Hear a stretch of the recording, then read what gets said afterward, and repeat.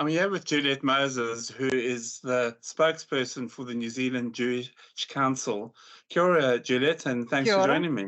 Thank you for having Now, me. now, Juliet, obviously this is quite a difficult time for Jewish communities around the world, and that after the events in Israel over the last few days and last weekend, and that, what were your initial reactions to what you were hearing? I saw the news come through first on Saturday night. First, I saw there was a barrage of rockets being fired at Israel. I have a sort of an alert app on my phone, and I thought, oh, things are kicking off in Israel. That in itself is nothing. Rockets being fired over from Gaza is not, unusual. So that in itself, I mean, it's a cause for concern, but it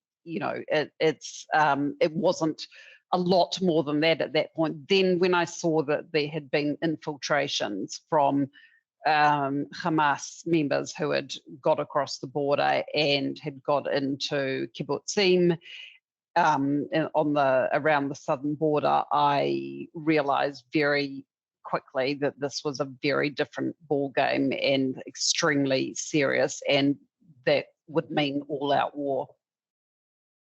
And what is the New Zealand Jewish Council's official position on this?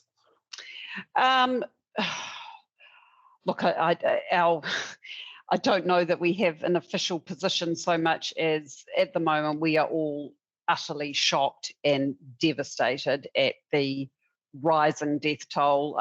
The latest I saw, I think, is 1,100. It's still rising. There are still hostages in the Gaza Strip, probably over 150, thousands of people injured in hospital, and beyond the sheer numbers is the absolute savagery of the attacks and the reports of, what happened. 260 people, young people, mowed down at a music festival for peace, ironically.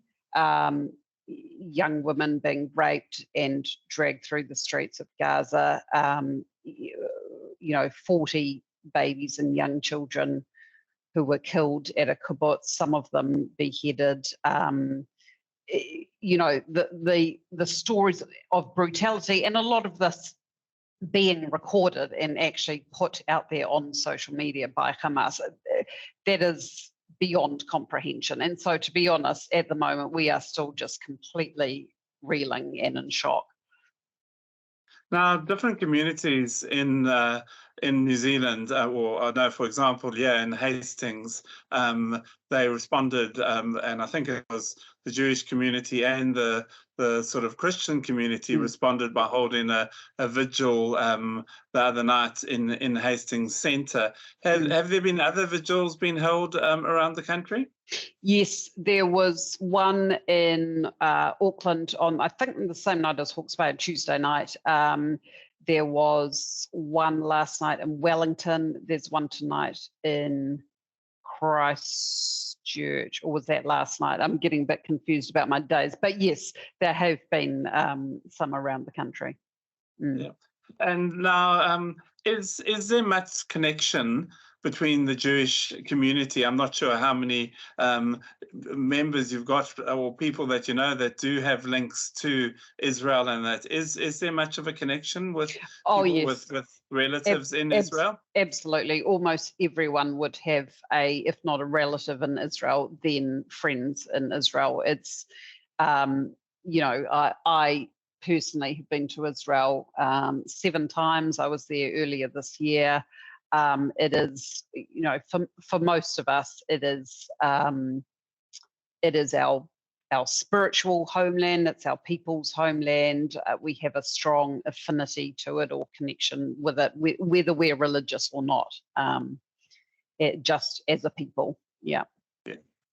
Now, initially, when this happened, the Foreign Minister Nanaia Mahuta came out with a statement expressing concern about the escalation of violence. I think those were the words between. I think it was escalation of conflict was the word she used.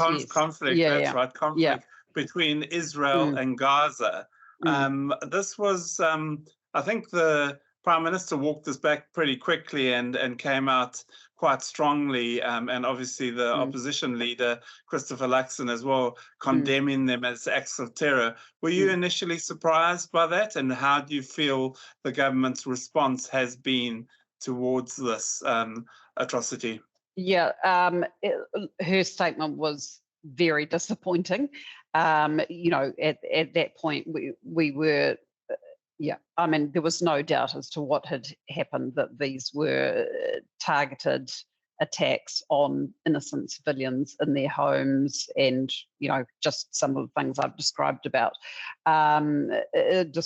So yes, I think the Prime Minister did need to remedy that, and he did remedy it, and he used strong language to do so, and appropriately strong language to do so.